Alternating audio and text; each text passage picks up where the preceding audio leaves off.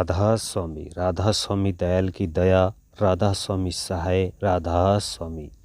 प्यारे सत्संगी भाइयों बहनों, हुजूर महाराज जी ने संगत पर अपार दया करते हुए अपने सत्संगों से चयनित इन साखियों का संकलन पुस्तक के रूप में तैयार करवाया है। आशा है कि आध्यात्म प्रेमी इसे पढ़कर सुनकर लाभान्वित होंगे। सो किस तरह फरमाते हैं महाराज जी, सुनिए। कथा कीर्तन का अंग। कबीर साहब बोले, सत्संग सत्य पुरुष और सत्य का संग है। जहाँ भक्ति, प्रेम और श्रद्धा के अतिरिक्त दूसरी बात की चर्चा नहीं रहती, बहुधा गृहस्थी वहाँ जाकर अपना दुखड़ा तथा व्यवहार का झगड़ा बखेड़ा छेड़ देते हैं और बुरी तरह से डांटे जाते हैं और दुखित होकर बाहर निकालते हैं। साधु के पास जाकर इस प्रकार की व्यर्थ की बातों से जीवा को रोके रखना चाहिए। क्या और स्थान या और समय ये काम नहीं किया जा सकता? वहाँ तो कथा कीर्तन के अतिरिक्त और किसी प्रकार की चर्चा को और चिंता न होनी चाहिए। जीवा ने प्रश्न किया कि हुजूर, कथा क्या है और कीर्तन किसे कहते हैं? कबीर साहब ने कहा कि जीवा सुनो, मालिक के भक्तों के शुभ गुणों की चर्चा करना कथा है और मालिक का गुण अनुवाद गाना कीर्तन है। वास्तविक अर्थ इन शब्दों का यही है, परंतु भावार्थ में कथा कीर्तन मालिक ही के स्मरण को कहते हैं। तत्वा ने पूछा, इसमें क्या भेद है और ये दोनों में ही क्यों आवश्यक समझे गए हैं? क्या बिना कथा के कीर्तन से आध्यात्मिक उन्नति की संभावना नहीं हो सकती? साधारण लोगों का ये विचार है कि मनुष्यों के वर्णन से कुछ प्रयोजन न रखा जाए, केवल मालिक ही का गुण गाना और गाते रहना काफ़ी है। कबीर साहब मुस्कुराए। इस समय तुमने एक ऐसा अच्छा प्रश्न किया है जिसको सुनकर मैं बहुत प्रसन्न हो गया। सुनो तत्वा, कथा कीर्तन वास्तव में एक ही वस्तु है, उनमें बहुत कम भेद है। ये मैं तुमको समझा चुका हूँ, परंतु संभव है कि विषय स्पष्ट न हुआ हो तो इसलिए फिर दोबारा वर्णन करता हूँ। मालिक का गुण कोई उस समय तक नहीं गा सकता और न उसका वर्णन कर सकता जब तक उसके भक्तों की घटनाएं उसमें सम्मिलित न की जाए। मालिक के स्वरूप को किसी ने क्या समझा और जाना है? भक्त की भगवंत के रूप में होते हैं, भक्ति ही भगवंत के रूप में होते हैं। जिस प्रकार आम के फल के भीतर आम का मीठा रस छिपा रहता है, उस पर दृष्टि नहीं पड़ती और न उसका पता लग सकता है जब तक कि फल को दृष्टि के सम्मुख न लाया जाए। ये तुम जानते ही हो।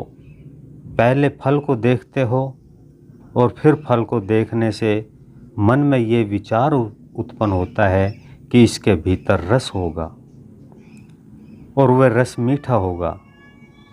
अतः इससे सिद्ध है कि तुमको फल ही के रूप से फल के रस का निश्चय होता है, क्योंकि असल में रस ही है जो फल के रग रग और रेशे रेशे में विदा हुआ है और उसको ताज़ा बना रहा है। परंतु ये रस प्रत्येक स्थान पर एक जैसा नहीं होता। छिलके का रस और होता है, रेशों का रस और होता है, गुठली के पास का रस और होता है। इसमें 3 प्रकार के स्वाद हैं, कारण, सूक्ष्म और स्थूल, और ये तीनों फल के भीतर बंद है।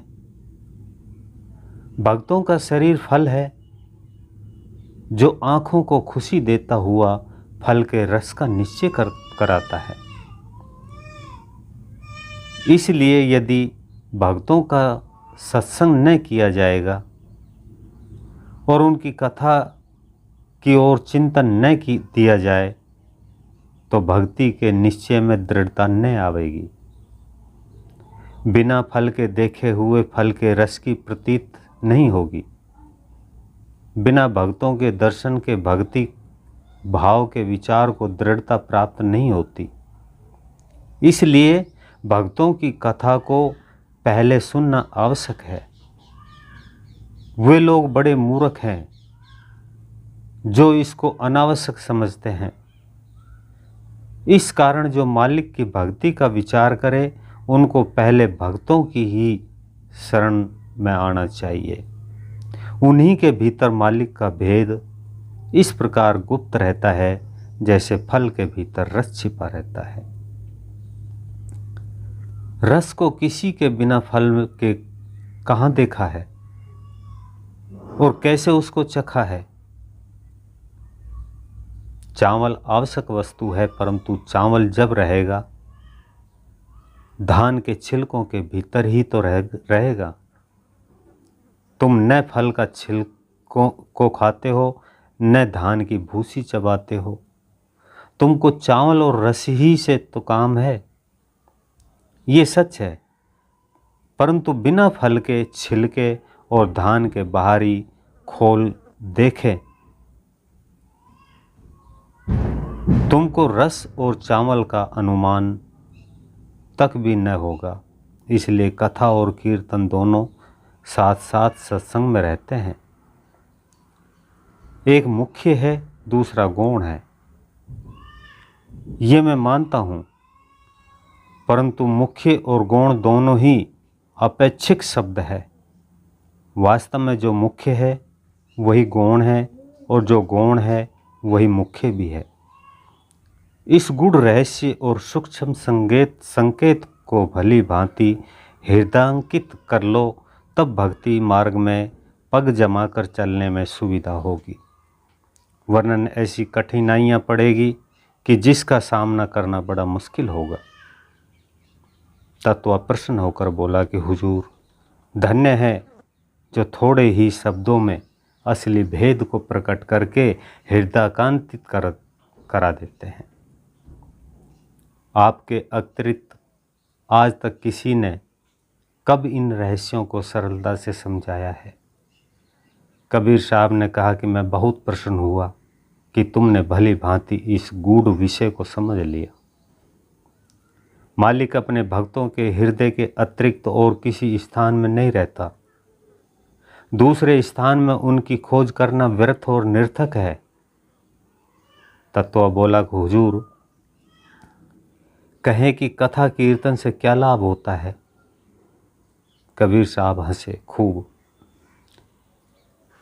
ये भोड़ा प्रश्न तुमने खूब किया। सारी रामायण पढ़ गए और अब तक राम और रावण का भेद नहीं मिला। यदि रावण न होता तो राम का प्रकट होना कैसे संभव था। रावण छिलका था जिसको कूटना और उधेड़ना अभीष्ट था। राम चावल थे जो उनके भीतर छिपे हुए थे। राम के विषय के साथ रावण का भी वर्णन करना एक प्रकार से आवश्यक था। इस कहानी में कबीर महाराज ने कथा और कीर्तन में अंतर क्या है का भेद बताया। इस कहानी को पूरा सुनने के लिए वीडियो को लाइक करें, चैनल को सब्सक्राइब करें, ज़्यादा से ज़्यादा शेयर करें। दूसरा भाग अवश्य सुनें। सभी सत्संगी भाई बहनों को राधा स्वामी।